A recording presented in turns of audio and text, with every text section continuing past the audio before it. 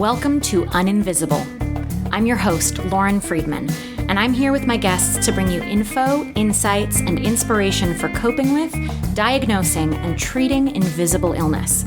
We're here oversharing so you don't have to struggle with invisibility anymore.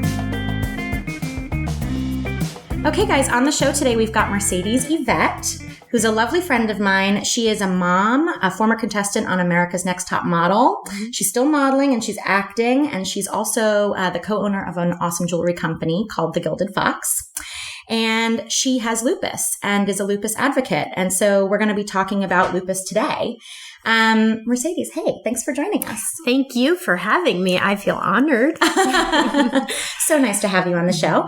So tell us, let's just start with the real basics. What's lupus and how does it affect you? Sure.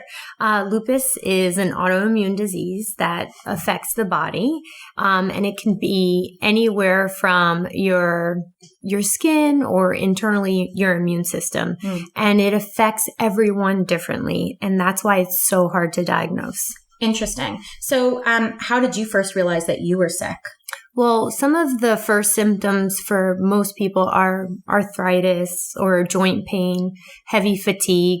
I thought I had mono in high school, and I was like, something's up. I'm an athlete. I eat healthy. Like, what's going on?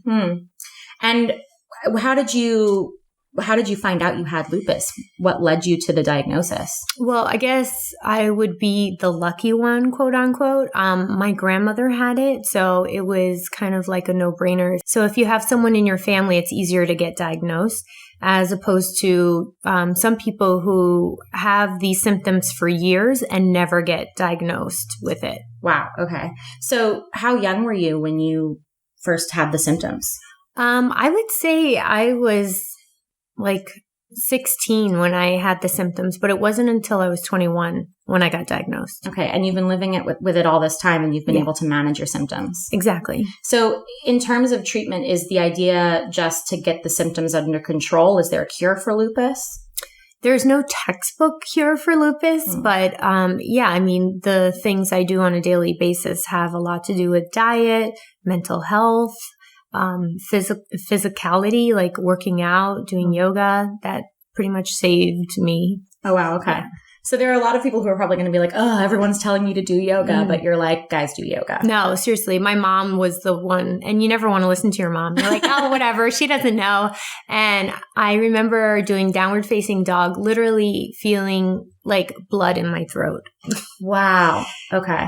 So that probably wasn't so great, but you've been able to find other positions that work for you? Yeah, because when I got diagnosed, the last thing you want to do is move when your joints hurt.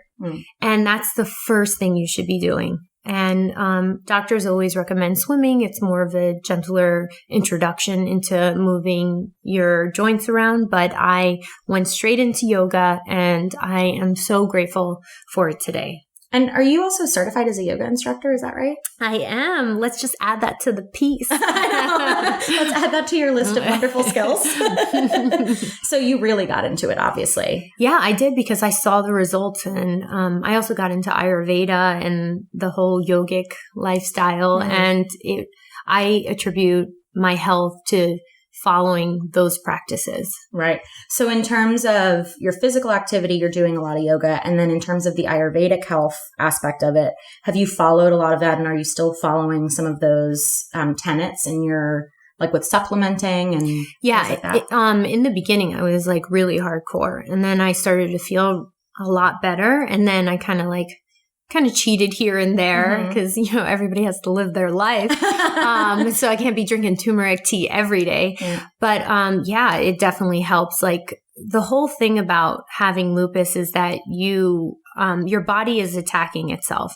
So how can you get your body in a state where it's so alkaline, everything is fine? Like, the whole purpose of Ayurveda is treating the whole body system instead of one part. Like, oh, my head hurts, so here, take an Advil.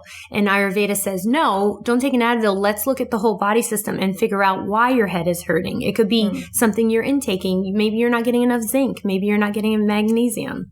The great thing about Ayurveda is that it treats the whole body system as opposed to just one problem that you're having in your body. So for example, if you have a headache, a regular doctor will tell you to take an Advil. Ayurveda says, wait, let's figure out why you're having this headache. Maybe you have a lack of zinc, or, they're not just treating one problem. They're looking at the whole body system. Right. And that's really important. So Ayurveda is important because it treats the whole body system as opposed to just one problem that you're having in your body. For example, if a doctor says, oh, I notice you have migraines, let me give you this Advil. That's Western treatment. Eastern treatment is, let me look at your whole body system and figure out why you're having these migraines. Maybe it's a lack in magnesium or zinc, or maybe you have too much copper. So let's figure this out as a whole body system. Does that mean also then, in your experience of Ayurveda, that practitioners you're working with are looking at a much more detailed blood panel too, to figure out what's lacking specifically? Yeah. They're looking at blood. They're looking at sleep patterns. They're looking at everything, your whole body system. How are you functioning? Even your poop. Wow. Okay. Hello, Ayurveda.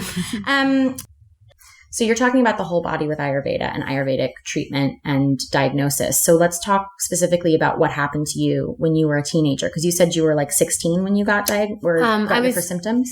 I had symptoms at 16, but I wasn't treated and diagnosed until I was 21. Which is a long time to be feeling kind of below par. Yeah. So what were the symptoms that you were experiencing that led you to the diagnosis? Yeah, so I was having heavy fatigue, and when I was in high school, I played sports, so I just thought, oh, it's just from sports, and I'm overworking myself. And then when I got to college, it was more than just, it was like, I can't get out of bed fatigue. And then my joints, like easy tasks, like opening up a peanut butter jar or washing my hair became nearly impossible to do. Wow. And so then I knew, okay, there's something seriously wrong with me. And then, of course, I got diagnosed with lupus, SLE. There's two types of lupus. There's discoid lupus and there's SLE lupus.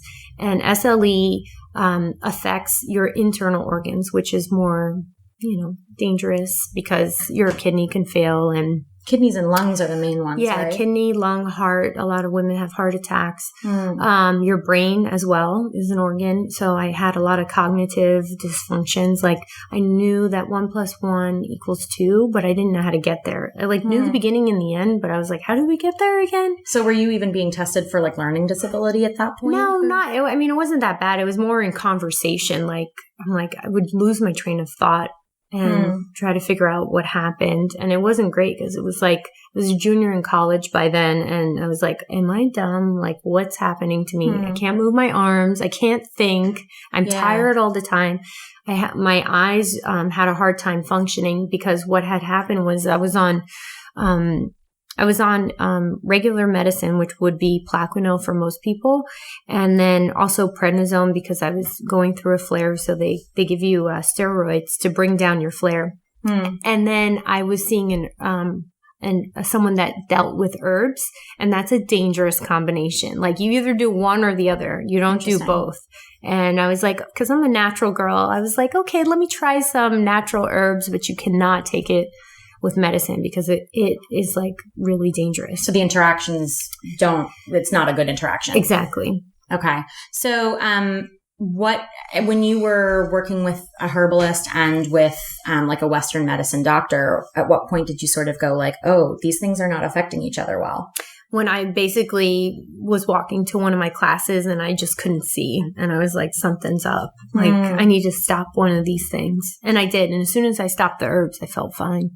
Oh, wow. Okay. So you were more inclined to stop the more natural treatment than to stop the medicine. Yeah. At the time, I was 21. I trusted the doctors, and I didn't trust myself enough to just go on herbs at that time. If that person was a good herbalist, they wouldn't have had me take Western medicine at the same time. So I should have asked the question. Yeah. I didn't go to somebody that was good. And that's the thing. When you first get diagnosed, you're just looking for answers.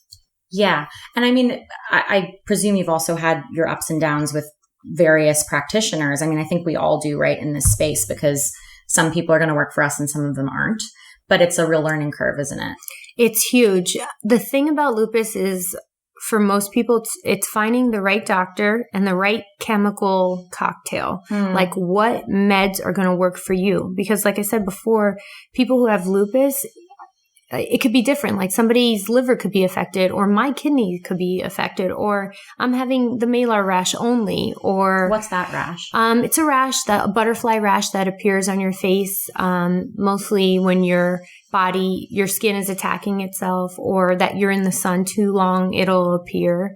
Lupus means wolf in Latin, and that's the markings. That's how the name came about. Oh, interesting. Like people could always tell that you had lupus because you had markings like a wolf. The markings on the face, the rash that people get across the face, does that tend to be one of the more common symptoms? Or you were saying it's like different for everyone, right? Yeah, it is. It is different for everyone, but a lot of people I know do have the markings. Some are more prominent than others. But it's interesting. I mean, lupus was diagnosed in the 1800s. It's kind of crazy, and people still don't know about it. Yeah, well, it seems like it's one of those diseases that flies under the radar a lot. But I mean, it sounds like you were lucky as well because you had the genetic predisposition through your grandmother, right? Yeah, lucky or unlucky. Why? Right. I'm a winner of lupus. Come on down. So you were having all of these episodes in college, which has to be hard too because you're on your own, presumably, right? Where you were like on your own in college and you're having all these symptoms that had been ongoing for a long time, and you had to seek treatment all by yourself. How was that? It was challenging. I mean, I had my mom there. I actually went to a commuter college, so I like went back and forth. But after that I got on America's Next Top Model almost immediately after I got diagnosed. Wow. So the irony is that people got to see what lupus is like being played out on national television because I was like only 2 months in from being diagnosed or 3 months in. And so that must have brought a lot of awareness at the time. Yeah, I didn't even know it was going to bring awareness. I just was trying to get through a competition and deal with living with an autoimmune disease. Right. And how was seeking treatment when you were like on location for that show? It was challenging because in the contract, it said that you weren't supposed to have any illnesses or diseases. So I hid it because I didn't want to get kicked off the show. So I would ask the producers if I could borrow their cell phone so I could call my doctor or call my mom. And then they caught wind of it and thought, ooh, this will be a good storyline, as any good producer would do to make a great show. And then that kind of... So that became your narrative. And I mean, I guess that's more of a positive for you because you were able to continue to seek treatment properly. But why do you think they had in the contract you can't have any illnesses? I guess maybe they weren't familiar with anything in the autoimmune world or the invisible world, right? They were probably unsure of the things they couldn't control. But what they did realize is that it makes life relatable and people relate to the show because somebody they know has lupus or they have lupus themselves. And then after every season, everyone had some type of disease after my season, which I thought was funny. But you got to give yourself credit there for being kind of an ambassador for... like I didn't know, but it was interesting. Yeah. And like, did that make you feel weird about it? Or did you feel okay that they sort of twisted the storyline that way? No, I mean, my whole thing was I never wanted to be pitied or looked at differently because I had something that was different than someone else. Like, I wanted to be looked at like, look, I'm trying to do this competition. I'm also dealing with this. And that's kind of how I live my life. I never let lupus define who I am as a person. And it's just something that I have. It's something my grandmother had. And for me, I made the decision that I wasn't going to let my disease affect my life. Well, and that's a huge thing in this community, right, of invisible disease, because there are those in the community who probably have so much going on that they're feeling like their symptoms and the way that their disease manifests is defining who they are because it's affecting so much of their cognitive and physical ability, right? So was that already like a natural mental shift for you to make, to be able to go like, okay, I'm not going to let this define me? Or was it something that you had to sort of figure out as you were going? I figured it out like after a year of dealing with the disease. Because when you get diagnosed with the disease, there's so many different ways you can go. And for me, I went down the like, am I going to die? Like, okay, I feel sorry for myself. I can't get out of bed. Okay, now I need to do something. Okay, now I'm not going to let it affect my life. And I went downward and then upward, as opposed to some people just go downward. Oh, I have lupus and, my life is never going to be the same and I'm just going to wallow in my sorrows. And that's fine if you want to do that as an individual. But for me, it was like, oh no. Like, I was like, Lance Armstrong had, cancer and he beat it. And I just started looking to positive figures that had autoimmune diseases, whether it's cancer or Parkinson's disease, like Michael J. Fox. And I was like, these people can do it. It's all a mentality and I can get through this. And so you didn't need to seek help. You just looked outside yourself and you were able to make that connection. Right. And I've always been a really positive person just in general. And I think that just helped me just innately. And it just was like, okay, I can do this. Well, and you also mentioned that your mom was there with you, because I was going to ask if you needed a personal advocate at any point in the journey to your health. And it sounds like your mom was there with you the whole time. So that probably helped, huh? The most important thing I will tell people who have lupus is that when they first get diagnosed, the people around them care about them so much that they want to help them. And it's a good thing and a bad thing, depending on what your personality is. For me, I'm kind of stubborn. I'll figure it out on my own. This is my thing to deal with. And so I resisted a lot of help in the beginning because I'm like, this is my thing. I'll deal with it.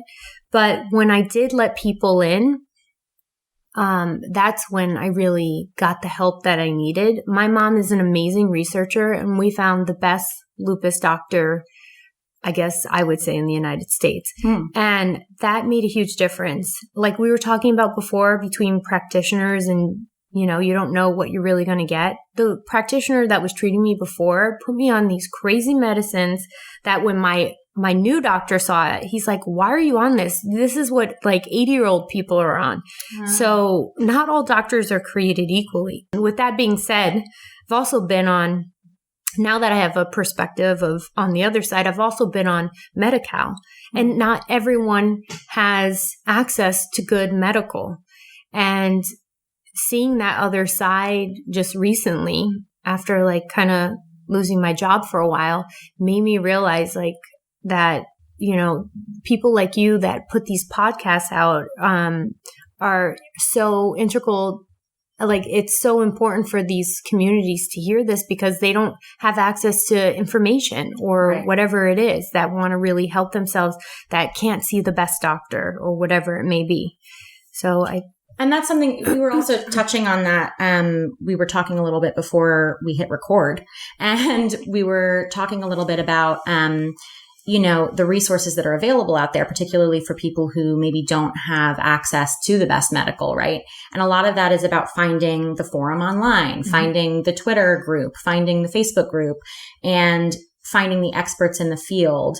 For me, it was Dr. Isabella Wentz as an expert who sends emails every few days, like, maybe you should get tested for this. Maybe you should get tested for that. And if I didn't have my integrative medicine specialist to go to, who's a thyroid specialist, I would be going to my GP saying, hey, can we test this? But then not all GPs would be open to testing those things either. So as you say, it is about doing your research, isn't it? And having an advocate. Yeah. And a lot of people, when they get diagnosed, they don't know to go see a rheumatologist. So rheumatologist studies the joints and they look at your blood, and they are most of the time, they are the people who treat lupus. Not all the time, but most of the time. And when I first got diagnosed with lupus, the first thing I did was Google it. And that's how I found the Lupus Foundation, because it seemed to be the first reliable source. And I was like, oh, the Lupus Foundation of America. These are forums that I can look on. This is where I can find more information about the disease. These are the doctors and the support groups I can look into for where I live and what city I live in. But it also took the diagnosis to be able to find those groups, didn't it? Oh, yes, of course. I mean, it's interesting because when I was in the process of being diagnosed with Hashimoto's, some of my symptoms overlapped a bit with lupus symptoms. And I was sent to a rheumatologist in the beginning, as most of us should be anyway, because you should be checking certain things. But because I had some joint pain and fatigue, they thought maybe it could be something like that. And obviously that's not the path that I ended up on. But it's interesting that, lupus is so hard to nail down. It is. Don't WebMD yourself because you'll think you'll have like a million different things. That's the thing. It's like it translates in everyone so differently. But the most common sides are, the fatigue and the joint pain. Those are the two giveaways. And then the malar rash is like the number one. Right. And then is there a specific test that they did? Was it a specific blood test for a lupus gene? How did that look? Yeah, they test your blood and they test the ANA, the blood in your ANA. Okay. And I read the book years ago. I'm not a doctor. I can't specify. I just know that if your SED rate is really high, then you're in a flare and you have lupus. But as a doctor, I don't know if you have a high SED rate, could that mean you also have, sickle cell anemia? So I'm not quite sure. I would definitely look into a doctor that could speak more about the blood on that end. But and also, I know that when I look at my test, I'm like, oh, I'm going through a flare because my SED rate is high and Well, do you know in your body when you're going through a flare too? That's what I listen to. I listen to my body. And that's the most important thing when you do have lupus is to listen to your body because you're like, okay, I'm tired. Why am I tired? What am I eating? Am I eating a lot of white sugars or white bread or, why am I having this flare? Was I out in the sun like last weekend? Is that why I'm so tired on Monday? Or whatever. So sun sensitivity is a huge part of it too. It's a huge part of it. And a lot of people don't want to give that up. Like when I'm in the sun, I have cool, cute hats on. I carry parasol umbrellas. I make it look fashionable because I know that I can't be in the sun for long. Well, you and I would be good beach buddies. Yeah. We would. Yeah.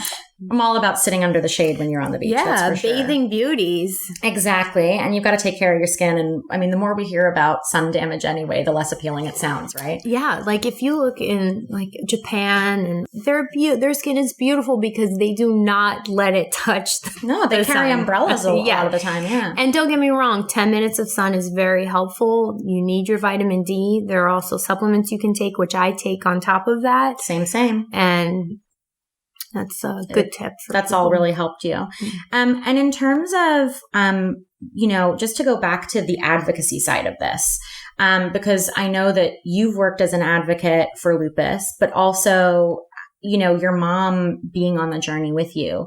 How did that affect your relationship? Did it cause strain on the relationship or was it something that's ultimately been really positive for you guys? My mom's my best friend. So for us, it's just like you and your best friend going through something together.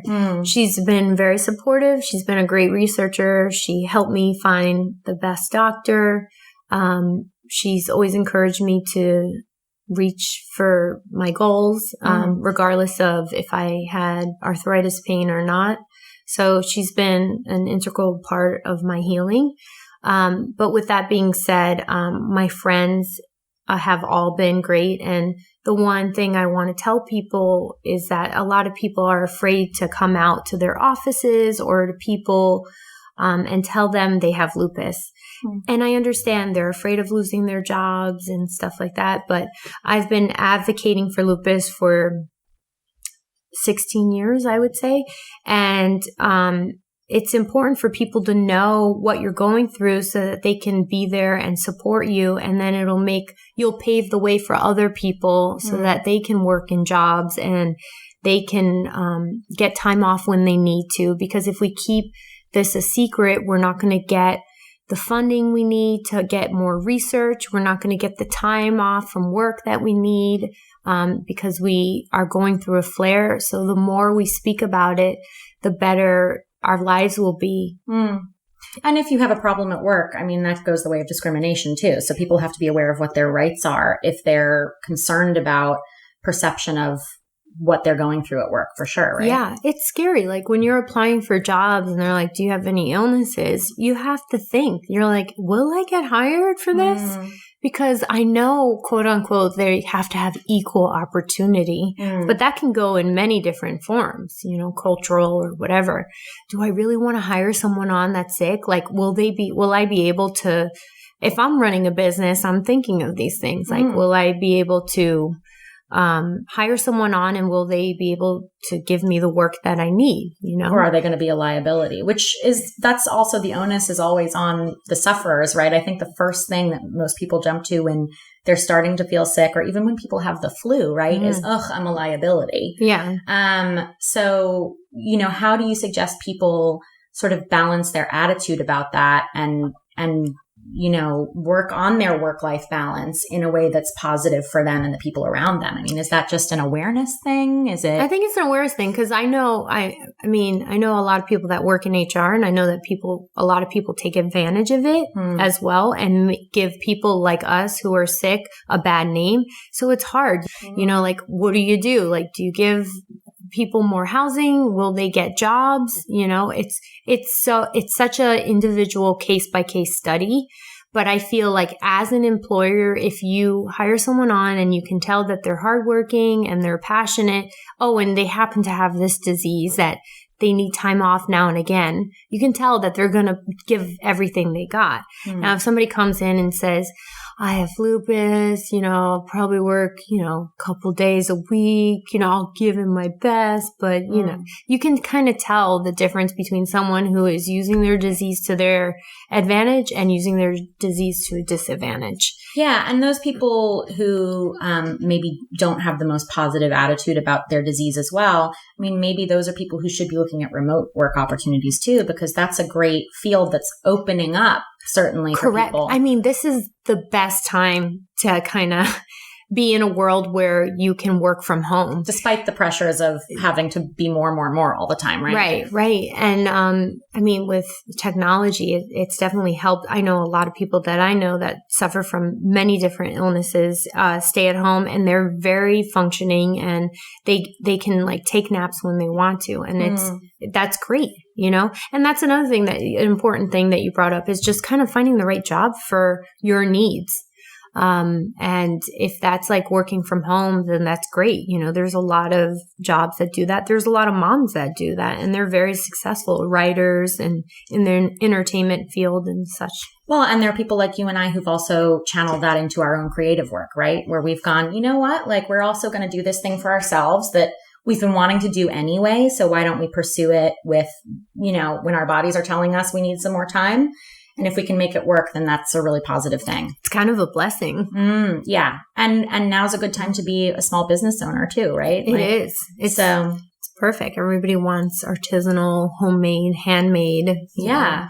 And there seems to be, you know, despite the fact that we live in a culture that's like always telling us to push ourselves more emotionally and physically, we're also in a culture, and particularly, look, we live in a bubble in Los Angeles, right? But we are in the culture here, certainly, where people are like, I want to know where this came from. I want to know where, you know, the jewelry I buy comes from. I want to meet the artists. And you're providing opportunities for yourself with that, with the Gilded Fox, aren't you? Yeah, I am. I mean, that was a big thing for me is still staying creative, being able to set my own hours, and then obviously making something for someone that's like one of a kind and that they'll appreciate. And yeah, and that feeds you as well, doesn't it? Feeds my soul. Yes. And you also touched on the idea of moms and moms who are working from home and working remote jobs and things like that. And you're a mom. So tell us how being pregnant and delivering and post-pregnancy, all the journey of becoming a mom, how did your lupus play into all of that? And did it make things more difficult? Did you have to be aware of more things? Yeah. I was always afraid about the pregnancy part because I've always heard that it's, it's like, yeah, you'll go into remission when you have, when you get pregnant, but then the aftermath is going to be crazy. Like my doctor had warned me for years. So I was kind of like a little bit nervous about it. Also, I didn't know if I was going to get pregnant. I'm a little bit older now. And, that was all things I made up in my head. I had a great pregnancy. I never felt like I was pregnant, which was crazy. You were always, because we were hanging out when you were pregnant and you were always like, hey, I'm pregnant. No big deal. I was going to concerts at 7 months. I was like living the life. I did although have a crazy birthing experience, and whether you have lupus or not, I know a lot of women that have had crazy birthing experiences. But for me, I had 36 hours of labor, and then I had an emergency C-section because I got preeclampsia, which is because they kept me in the labor room too long. Like the baby's heart started to drop, and he was under a lot of stress because I didn't eat. I was 36 hours. They induced my pregnancy. So it wasn't related to the lupus that you got the preeclampsia. It was more related to the actual labor experience. Exactly. And, but then, my lupus started to flare because my body was in a lot of stress. So I was in the hospital for 4 days. And if I could skip forward, I saw a specialist every 2 weeks when I had lupus to check the heart rate and things like that. In my opinion, I don't think that was necessary. I am a very healthy person, and I know that if I ever do have a baby, I'm going to do it my way. This is my own thoughts. This is not what I'm telling anyone else. It's just that the doctor group I was with was very on top of it. And I think some of that could have been avoided if I just listened to myself and that's a big thing I want to tell people who have lupus. Like, your doctor is there to help you, but they're not there to play God or whoever, or higher being, or whoever you believe in. You have to trust yourself. You have to trust your body and what you're feeling. And if you're on a medicine that makes you feel insane, then listen to your body. And yeah, sometimes it takes a while for the medicine to set in. But my whole thing is, try an Ayurvedic diet, try to eat healthy, cut out white sugars, white breads, definitely exercise. Exercising is a part of moving everything around. If you don't exercise, you're not going to get the full benefits of your body functioning.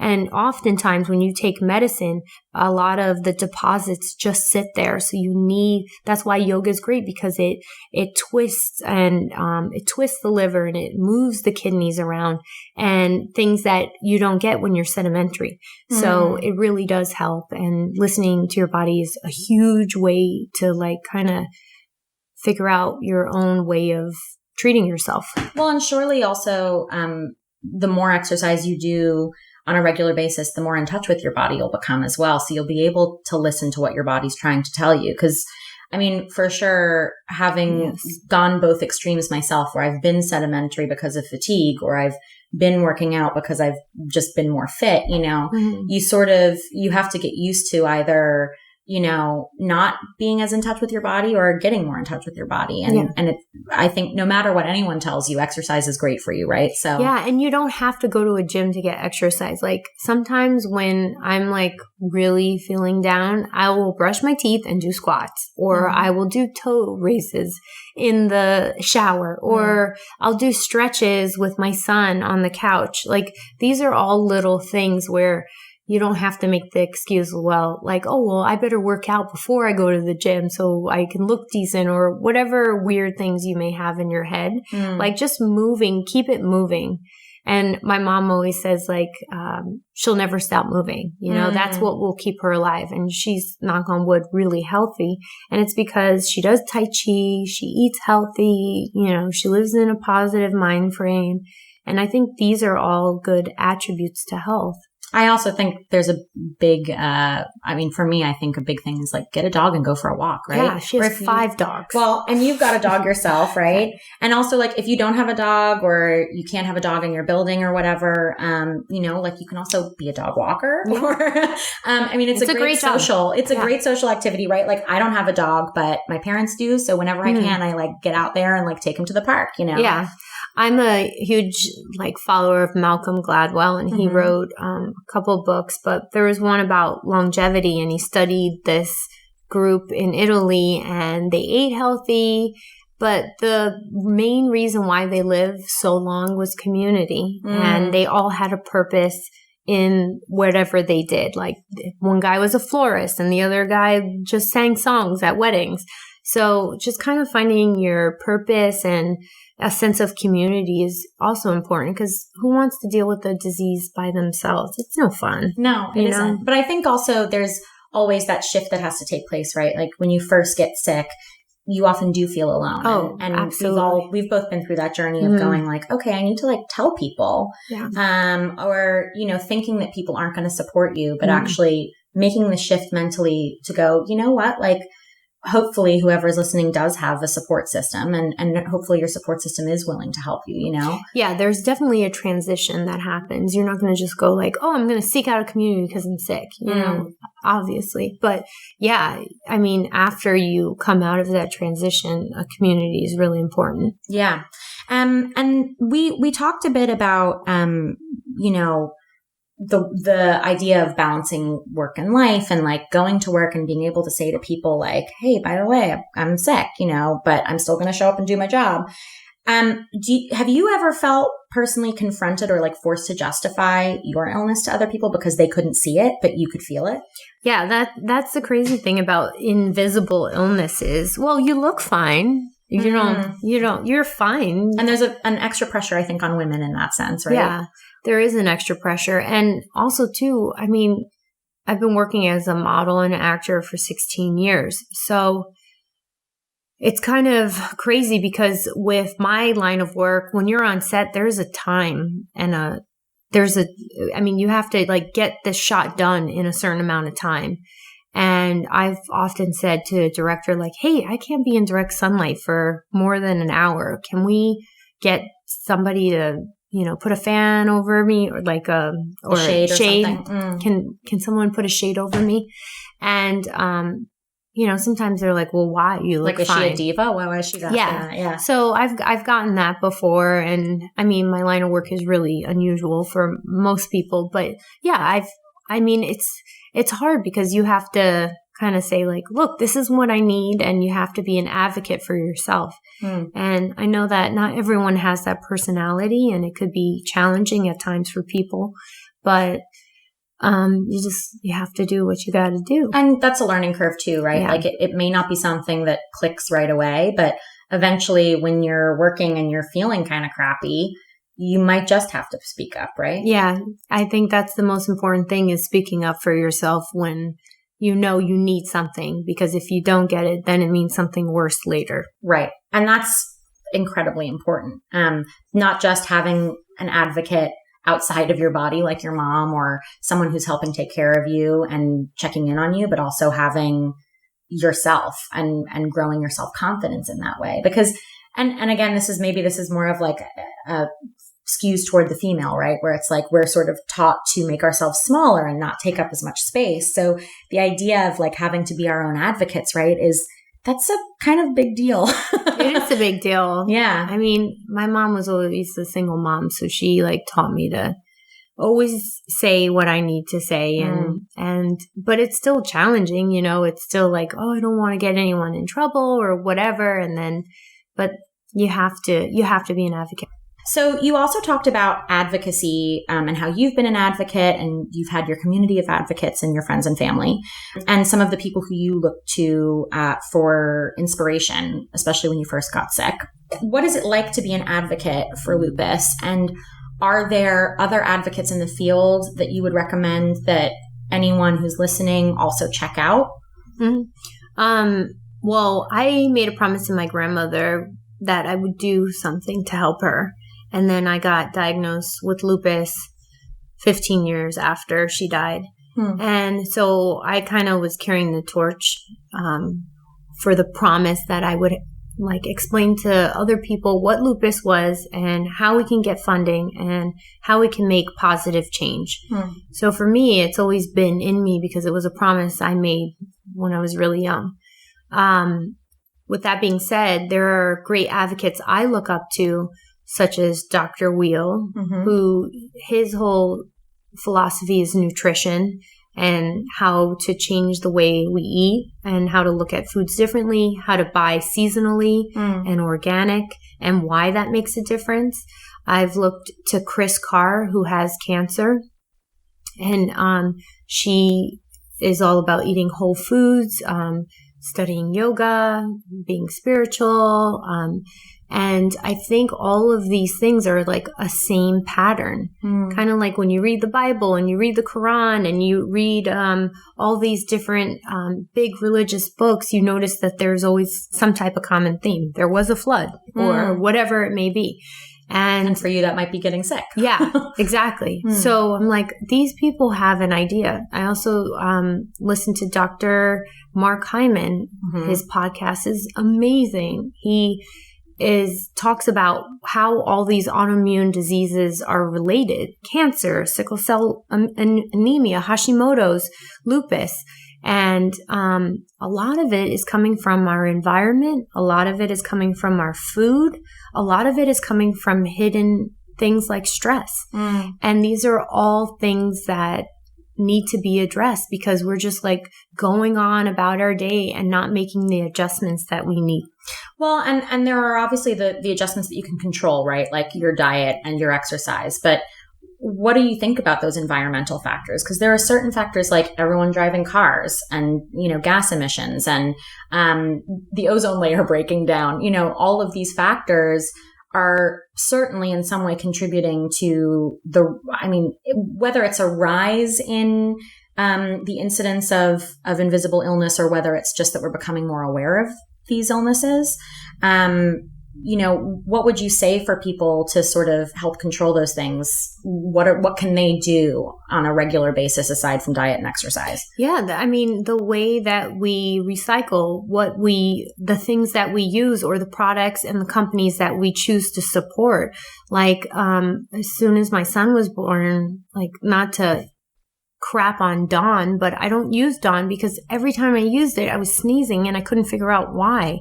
And then I was like, oh, well, I don't want to use this on the baby bottles. And then I looked into products like Puracy, which is a great sustainable brand out of Austin, Texas that doesn't use any harsh chemicals in their soap, in their laundry detergent, in cleaning surfaces. Also just going back to basics, 1950s, vinegar and lemon and baking powder are like the best things that you have in your kitchen counter that you don't need to buy. I've also been looking into zero waste. I would love to eventually get on that. I'm in such a consumer society. I work in fashion. It's one of the second biggest polluters. And the brands that I buy, like Reformation and Vintage and Secondhand, are a way to help support your environment instead of harm it. Stay away from fast fashion. With the Gilded Fox, all of our pieces are made from recycled materials, or if it's not recycled, it's from villages that are making it, that are going towards fair trade. So it's like supporting companies that support the environment and your lifestyle. I think that's a really fair point. So I think we've covered a lot today, and I like to wrap up the episodes with some top 3 lists. Okay. So I wanted to ask you, first of all, what are your top 3 tips for someone who suspects they might have something off or think they might be living with some kind of invisible illness? What are like your 3 go-tos that you would suggest for people? Listen to your body. Write down if you feel what's going on and then compare it a week later to see if there's a difference.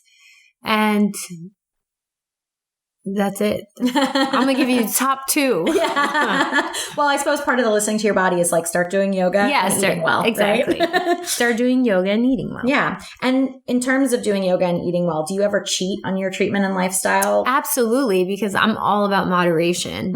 I wish I could be an extremist, but it's never been in my personality. You got to live your life, right? Yeah. I mean, extremists live their life too, but just on a more hardcore side. Yeah, I definitely cheat. I love wine. Okay. Alcohol is not alkaline at all. But I am Italian. So I need a Montepulciano in my life once in a while. And what else do I cheat on? Yeah. I love or secret indulgences. Secret indulgences would be watching Netflix and binge watching. That I know is not healthy, but it makes me feel so good. Well, what's unhealthy if it makes you feel good, right? It feeds the soul. Although I know I could be reading or spending more time doing something else and more productive. You got to unplug though, don't you? And that's a huge part of like resting and unplugging and not putting effort into what you're doing sometimes. No, that's a huge thing. I mean, that's something that I think now more than ever our society needs to do more often is unplug and give yourself a break and know that it's okay to take a break. And what about do you have any favorite comfort activities if you have a flare up or if you're feeling a little off? Just rest. But for me, I'm like a really crazy person. I can fall asleep anywhere. Same. And I told my husband this the other day. I said, you know what's the key to falling asleep easily for me is getting really warm because it feels cozy and I just like knock out. For him, he's the opposite. If it's freezing and it's like an ice cave, then he can fall asleep. And that's got to be a fun bedroom to kind of figure out your sleeping it's horrible. It's like basically cold all the time, and I have like a million sweaters on me. So you do like to nest, basically. Yes, I like to nest and burrow. I'm definitely some type of woodland creature. Well, thank you so much for being on the show today, Mercedes. I'm so glad that everyone was able to hear a bit about your journey and your story. And we're definitely going to post links on the website to a lot of the references that you made today, especially for the Gilded Fox, because you guys should definitely check out Mercedes Jewelry. Thank you. And for the Lupus Foundation of America and some other references that were made. And hopefully we'll have you back on the show sometime again soon. But thank you so much for talking about lupus and educating us a little bit more. And hopefully we keep getting funding for it, right? To keep researching. Exactly. Thanks for having me and thanks for doing this for everyone. Thank you so much. That's it, folks. Thanks for listening. As always, please check us out online at uninvisiblepod.com and all over the social media world at uninvisiblepod. We love your feedback and suggestions, so please drop us a line via the website if you have questions, ideas for topics to cover in future episodes, or just want to say hello. We're all about relationships and collaboration here, so credit where credit is due. Music for this episode is by Sean Hart, who can be found at seanhart.com. Don't forget to subscribe, rate, and review wherever you listen to podcasts.